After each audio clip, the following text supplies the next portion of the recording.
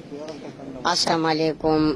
دا غم خبر دی چې زموږ ډیر سینیر بلکې موسٹ سینیر جهانګیر عادل د چارسدي سیمې سره تعلق ساتي او هغه نن د پېښور ته را روانو او په لاره باندې موټر سایکل اکسیډنټ وکړو، شانه سوزیکي والی نو وفات شوی دی. نن موږ د هغه جنازې له راغلي وو.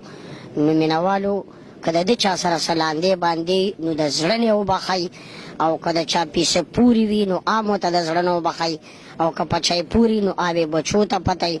نو مینهوالو دعا ورله کوئ، ټول به یو ورځ ځو. دا حقه لار ده. مونږ په دې خبره ایمان راوړی دی چې مرګ مونږ له پیدا دی او مونږ مرګ له پیدا یو. دا د مسلمان پہچان دی چې الله مو لیدلی نه دی او مونږ په غیب ایمان راوړی دی. نو مینهوالو دعا وله کوئ، اوس د دعا محتاجه دی. والسلام.